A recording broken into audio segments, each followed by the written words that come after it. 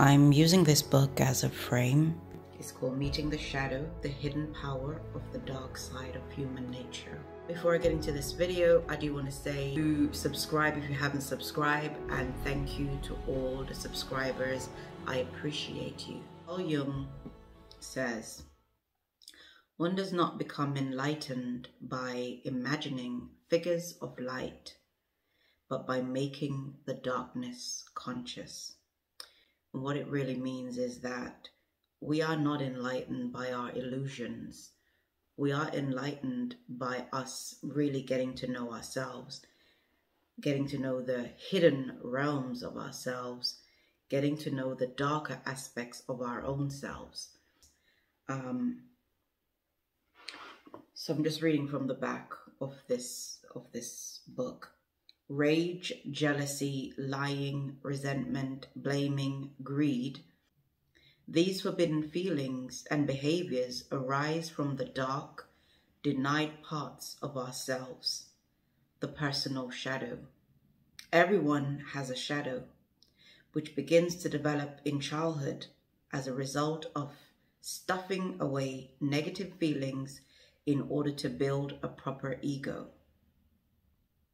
We encounter our shadow when we feel an unexplainable dislike for someone, when we uncover long-buried, unacceptable traits in ourselves, or when we feel overwhelmed by anger, envy, or shame. But the shadow is not only an individual problem. Groups and nations have a collective shadow, which can lead to dangerous actions such as racism, scapegoating, enemy-making, and war. In a collection of 65 wide-ranging articles, Meeting the Shadow presents an overview of the dark side of human nature as it appears in families, intimate relationship, sexuality, work, spirituality, the New Age, politics, psychotherapy, and creativity. It also offers tools for individual development by teaching shadow work, which enables us to achieve a more genuine and complete self-acceptance, diffuse the negative emotion that erupts in daily life, realize the guilt and shame associated with negativity, recognize the projection that color our opinions about others, heal our relationships through proper authenticity, and use writing, drawing, and dreams to reclaim the disowned parts of ourselves. Although we think of the shadow as containing only darkness, as Jung stated, its essence is pure gold. And this is what the Philosopher's Stone is all about, is the shadow becoming gold. They talk about the lead, the base metal lead, transmuting it into gold. And this is what we are doing in shadow work.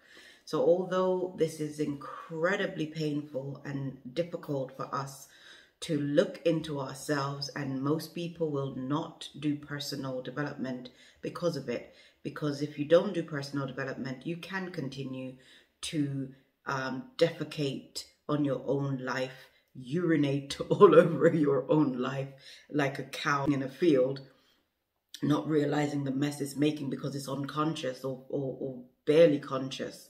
You know, a cow is barely aware of itself.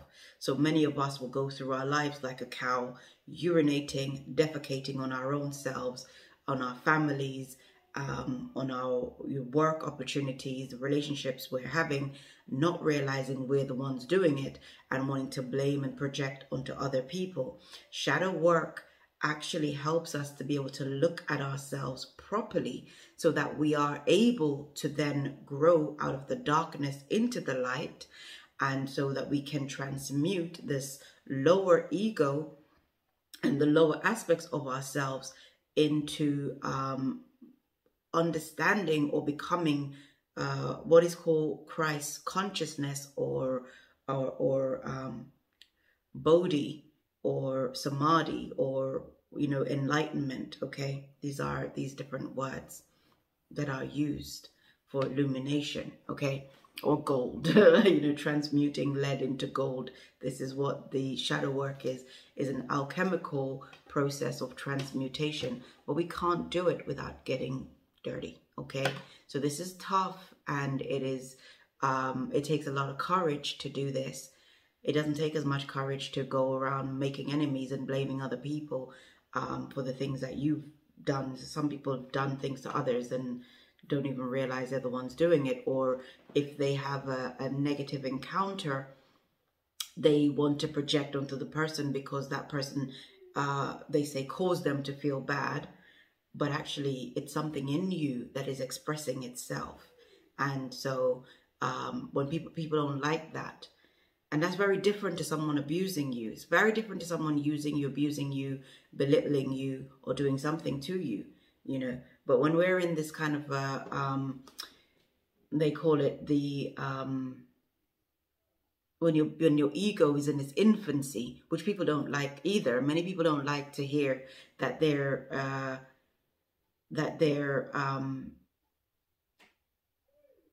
immature. And so even that will initiate some kind of impulse towards tearing you apart, So this work is tough, This work for me is hard because there are people who develop, what do they call it, that shooting the messenger syndrome. People don't like it when you tell them the truth. People don't like it when they're hearing the truth, and whoever they're hearing these things from, they want to attack that person. That's why this type of work is very difficult, and most people will shy away from doing it. Okay, both be teaching it or actually learning it. Okay, we shy away from it. The number one thing that we have to understand in shadow work is how fallible we are. We have to understand our imperfection.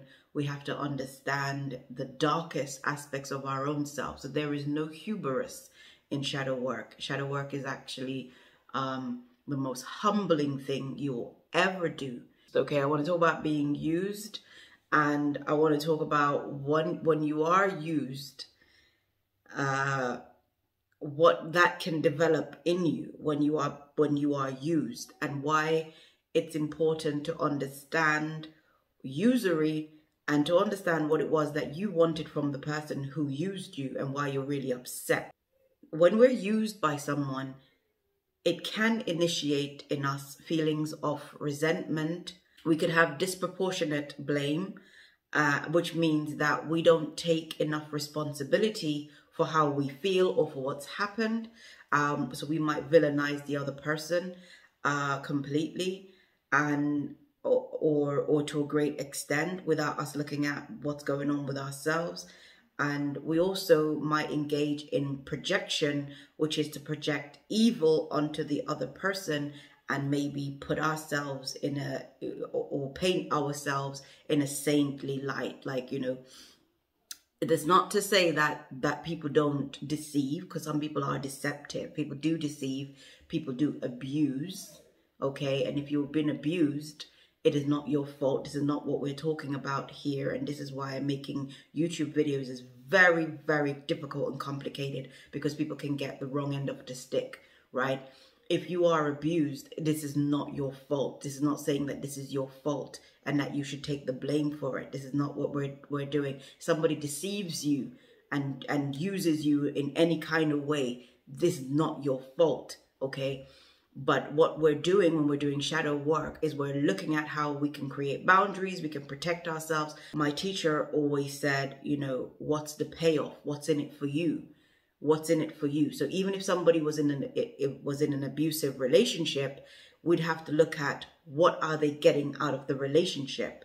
And that's very complex. It's so complex and so very complicated, and it takes time to unravel these things. It's not something that could be done on a YouTube video, and it's not something that even in therapy, in one-to-one therapy, there are certain places that you don't even go with a client. This kind of stuff could take many years to unfold. So it's done very much in a safe way.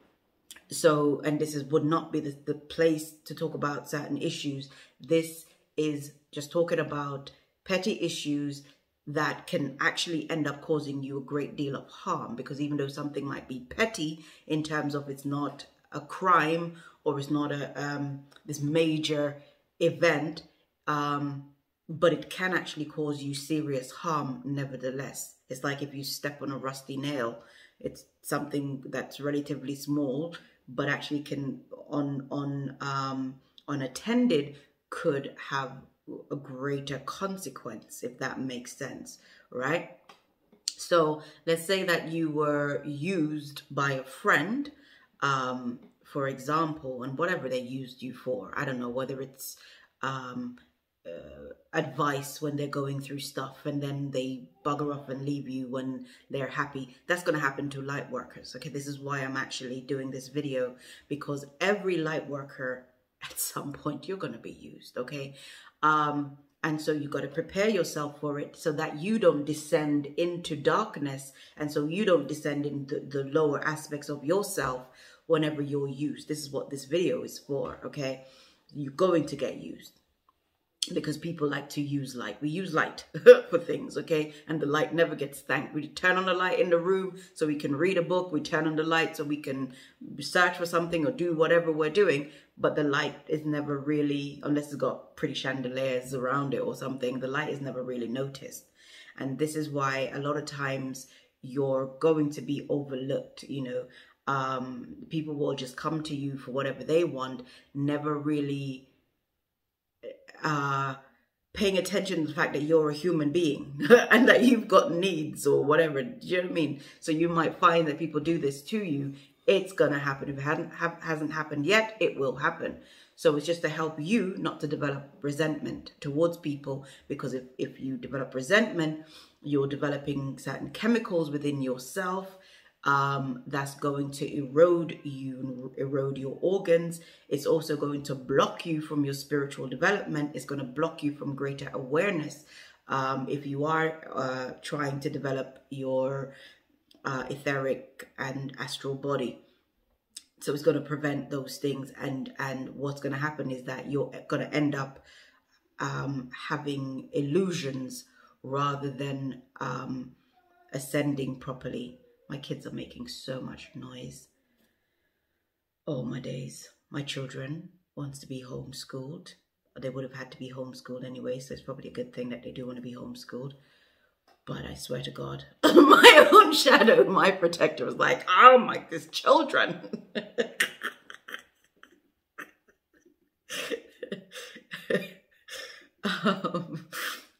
So... oh dear, where was I? Yeah, so as a light worker, you are going to be used. You cannot get away from it. And people will overlook your needs as a human being, all right? And so being used, as I said, might be someone to listen to them because you're empathic and you'll be there to listen to them.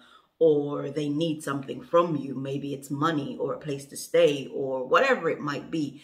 But whenever they're sorted, they bugger off and they go off and they forget all about you. It could be that you're in a relationship with somebody, or you have been or were in a relationship with someone, and you feel like they used you up and then they buggered off. Okay, this stuff will occur. Now, we have to start to look at ourselves and ask, what did we want? What did we want from them?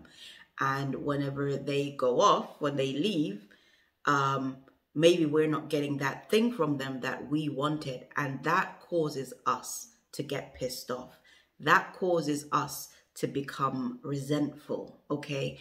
And that causes us, maybe then that resentment turns into hate and turns into other things. It becomes putrefied. And resentment unchecked, unchallenged, can become putrefied, and that will create more issues for you later on, okay? And so that's what we want to look at. We are not perfect. We wanted something from that person, whether it's in a relationship, whether it was a friend or is a friend or family members or whatever. We're getting something out of it. So you're going to look at, what was I getting out of that relationship, or what did I want to get out of that relationship that they cut off the supply, or I'm not getting. And that will show you a little bit of your shadow, and then you can work on that. And so we're taking personal responsibility. It is written, "Vengeance is mine, I will repay, saith the Lord." And the reason being is because whenever somebody harms us, there is something in us that wants to take revenge on our behalf, okay? I call that the beast or the monster, right? And people do use that as an excuse. Sometimes nobody's even harmed you. But I'm talking about in a case where someone did harm you. Because sometimes ain't nobody harmed anyone. Nobody harmed them. All that happened is the person has got some kind of delusion that they haven't worked on. And they can misperceive somebody as harming them. That does happen. And then they attack the person. I'm not talking about that. I'm talking about when someone genuinely harms you, and then you may feel that you have a right to take revenge because that person has harmed you.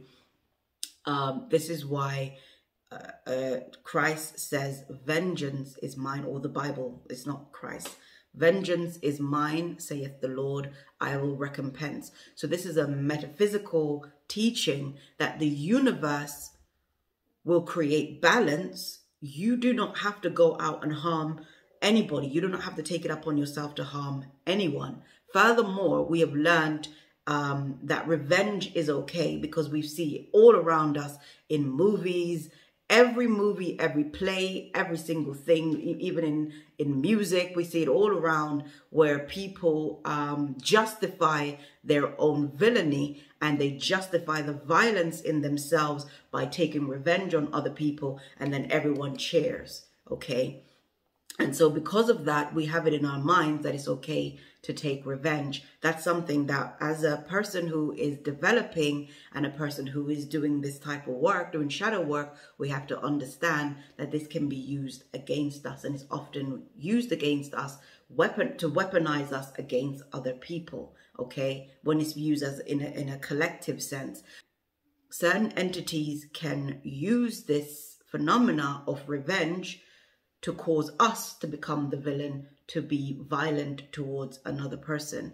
Now, it doesn't mean that we just sit willy-nilly and allow people to just use us up or do whatever they want or abuse us. It doesn't mean that. It just means that we need to be aware of this phenomena of violence and how we make excuses to be violent against the people, even the ones we claim to love. Okay, and we see this happening where people are violent in multiple ways against their partners, against their children, against parents, against their lovers, against employees, employers, and whatever. And violence take a number of different forms. So it's any kind of destructive behavior. Now, the next thing that happens is when we don't act out violence, we act in violence. So we can become violent against our own selves. So people will self-harm, okay, and they will self-harm through food and substances and all kinds of different ways. So anything that is not causing you to grow and become better, anything that's causing you to decay, this is violence, okay? If it's not causing you growth, if it's not causing you to become better and more harmonious with yourself and with others, then it is violence against yourself or violence against someone else. So when you're acting it out, then it's violence against others. And when you're acting in, then it's violence against yourself. So we got to look at ourselves and say, whenever someone harms me, when somebody has used me, what do I do? What is my response, or what's my reaction? Do I harm myself, or do I harm others? Or am I using this opportunity to help me to become more enlightened and to help myself to grow? Self-expansion and self-development is weighty. It is very, very tough, but it's so worth it. And we are recognizing how vulnerable we are, but we're also recognizing that we are held.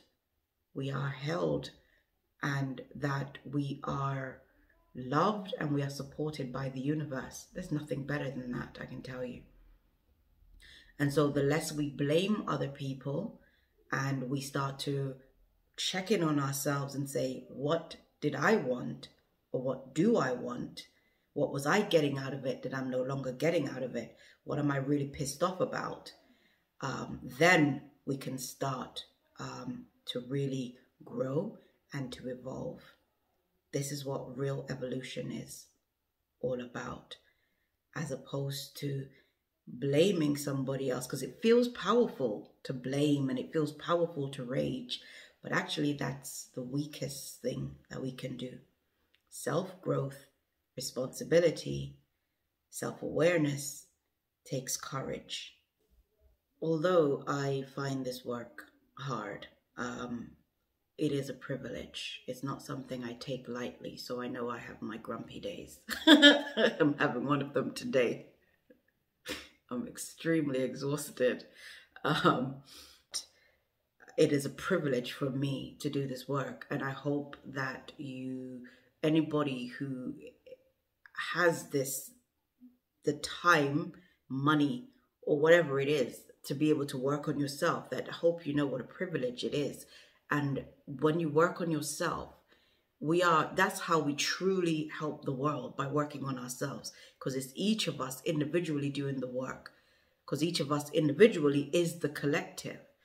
And so it's by us taking responsibility, doing the work on ourselves. This is real work, as opposed to those people who are shiting all over their legs like cows, shiting all over the place, and then blaming other people and then expecting somebody else to come and clean it up. And that's not for us then to become hubristic. We can't. We are just saying, or recognizing, we are recognizing that as we're awakening, that it's a great responsibility and it's tough. And that we're just looking at ourselves, that we could have been in a position where we're just shiting all over ourselves, not realizing we're the ones that's making the mess and blaming somebody else for it. But actually we're at a different place in our lives where we can realize we are responsible for some of that mess, and willing, as difficult as it might be, we're willing to clear up some of the mess that we're making so that we can create a better environment for everyone, and for ourselves. Okay, so do let me know what you think of this video, and I do appreciate you going on this journey with me. And thank you for subscribing, thank you for liking and sharing, and until next time, love, light, life.